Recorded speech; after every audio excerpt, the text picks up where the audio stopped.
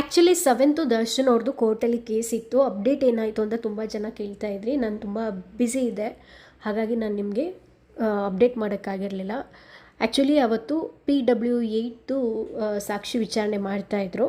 So ಇಷ್ಟು ದಿನ ಅದೇ ನಡೀತಾ ಇತ್ತು. ಇವಾಗ ಅದು ಕಂಪ್ಲೀಟ್ ಆಗಿದೆ. ಸೊ ನೆಕ್ಸ್ಟು PW10ಗೇನೋ ಸಮನ್ಸ್ ಕಳಿಸಿದ್ದಾರೆ ಅವರು. ಸೊ ಇವಾಗ ನೆಕ್ಸ್ಟು ಅವ್ರದ್ದು ವಿಚಾರಣೆ ಸ್ಟಾರ್ಟ್ ಆಗುತ್ತೆ.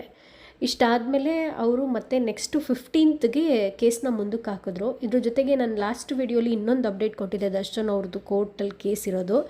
ಅದೇನು ಅಂತಂದರೆ, ಇತ್ತೀಚೆಗೆ ಒಂದು ಬಾಸ್ ಮೂವಿ ಅಂತ ಯಾರೋ ಒಬ್ಬರು ಮಾಡಿರ್ತಾರೆ, ಟೀಸರ್ ಕೂಡ ಬಿಡುಗಡೆ ಮಾಡಿರ್ತಾರೆ.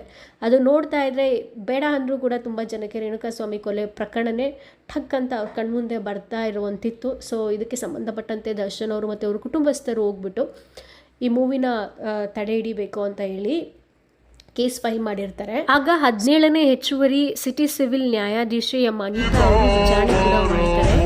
ಸೊ ಈ ಬಾಸ್ ಸಿನಿಮಾದಲ್ಲಿ ದರ್ಶನ್ ಅವರು ಮತ್ತು ಅವರ ಕುಟುಂಬಸ್ಥರ ಜೀವನ ಮತ್ತು ರೇಣುಕಾಸ್ವಾಮಿ ಪ್ರಕರಣದ ಅಂಶಗಳು ಕಾಣ್ತಾ ಇದೆ. ಇದರಿಂದ ಅವರ ಒಂದು ಖಾಸಗಿ ಜೀವನಕ್ಕಿರ್ಬೋದು ಅಥವಾ ಅವ್ರ ಕುಟುಂಬದ ಘನತೆಗಿರ್ಬೋದು ಅಥವಾ ಅವರ ವೈಯಕ್ತಿಕ ಒಂದು ವರ್ಚಸ್ಸಿಗೆ ಧಕ್ಕೆ ಉಂಟಾಗುತ್ತೆ ಅಂತ ಹೇಳಿ ಚಿತ್ರದ ಬಿಡುಗಡೆಗೆ ನ್ಯಾಯಾಲಯ ತಡೆ ಕೂಡ ಕೊಡುತ್ತೆ.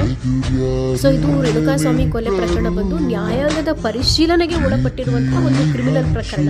ಇನ್ನೂ ಕೂಡ ನ್ಯಾಯಾಲಯದಲ್ಲೇ ಇದೆ ಈ ಕೇಸು.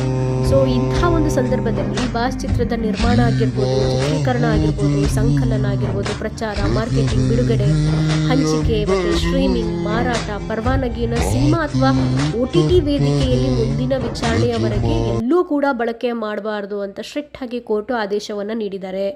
ಮತ್ತು ಬಾಸ್ ಸಿನಿಮಾದ ಪೋಸ್ಟರ್ ಇರ್ಬೋದು, ಟೀಸರ್ ಇರ್ಬೋದು, ಅಥವಾ ಪ್ರೆಸ್ ಮೀಟ್ಗಳಿರ್ಬೋದು, ಅಥವಾ ಇಂಟರ್ವ್ಯೂಸ್ ಇರ್ಬೋದು, ಎಲ್ಲೂ ಕೂಡ ದರ್ಶನ್ ಅವರ ಹೆಸರಾಗಿರಲಿ ಅಥವಾ ಅವ್ರ ಕುಟುಂಬದವರ ಹೆಸರನ್ನು ಉಲ್ಲೇಖ ಮಾಡಬಾರ್ದು ಅಂತ ಹೇಳಿದ್ದಾರೆ.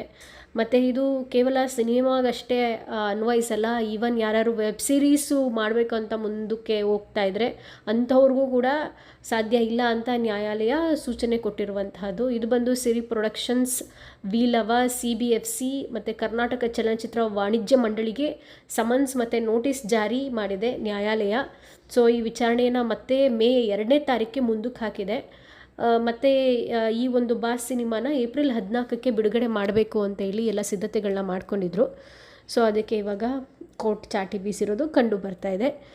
ಎನಿವೇ, ಇದಾಯಿತು ಈ ಕ್ಷಣದ ಅಪ್ಡೇಟ್ಸ್. ಈ ಕುರಿತು ನಿಮ್ಮ ಅನಿಸಿಕೆ ಅಭಿಪ್ರಾಯಗಳನ್ನ ಮಿಸ್ ಮಾಡ್ತಾ ಕಮೆಂಟ್ ಬಾಕ್ಸಲ್ಲಿ ಕಮೆಂಟ್ ಮಾಡಿ ತಿಳಿಸಿ. ವಿಡಿಯೋ ಇಷ್ಟ ಆದರೆ ಲೈಕ್ ಮಾಡಿ, ಮ್ಯಾಕ್ಸಿಮಮ್ ಶೇರ್ ಮಾಡಿ. ಧನ್ಯವಾದಗಳು.